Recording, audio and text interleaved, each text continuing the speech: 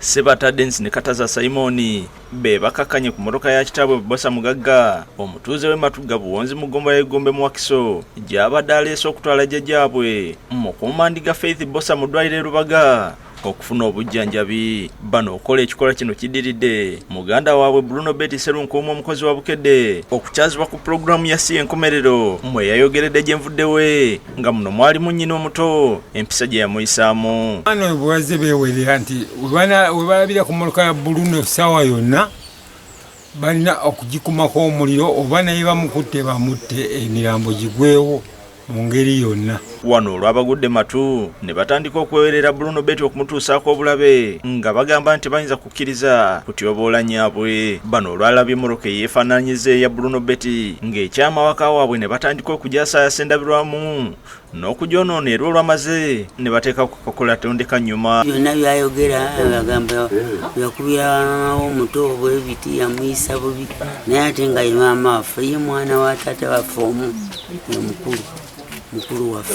Sekadede Gracious nga ne mwana azaalwa mu maka gano annyonnyodde ebimu ku byabaddewo nga abavubuka bano bakola effujjo nga nabo tebabataliza kubakuba era ne babaleka n'ebisago. Afunyiza ebikonde bwata kukuba taata wooli ne mugamba Sebata nenzija bwe ndi mukwate nti mujjeko mugambe ogende ensonga nti yazimaze kati nasika bwansika bwati nanyingiza mu nyumba nange nemukwata bulungi olutalo ne lubeera lw'amaanyi nnyo mu nyumba. Taata w'abaana bano Bosa Mugagga Saalongo avumidde ekikolwa ekyakoleddwa batabani be ne batuuka n'okutuusa obulabe ku bakitaabwe abato. Ensobi ebbiri tezisobola kugonjoola kituufu kimu.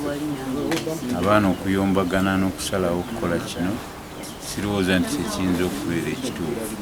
Bruno Betty twogeddeko naye era n'abaako byalambuludde ku ngeri gye yakozemu pulogulaamu eno ku mpewo wadde nga teyayatuukiriza linnya lya nnyina omuto. Tekyala ku show nga nina okunyumya gye nvudde namunyumya naye nanyumya natuuka ku step mother wange life gye yampisaamu enzibu twalinga tusula mu kali kalungi bwe nayogera ku kya step mother wange nenjogera bingi kuba tebinaggwayo nkyanyumya bampa omwezi mulamba nga nyumya gyenvudde wange kati bingi bye nanyumya ku step mother wange kati ate bato bange bo ne bakifuna ango ndala.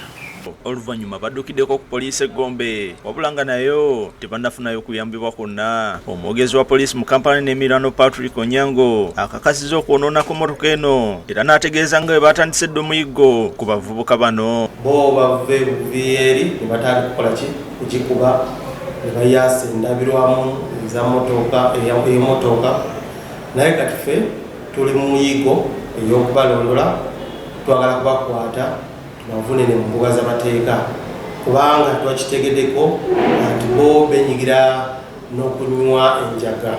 Nze Robert Musanje lwa Bukedde TV 1.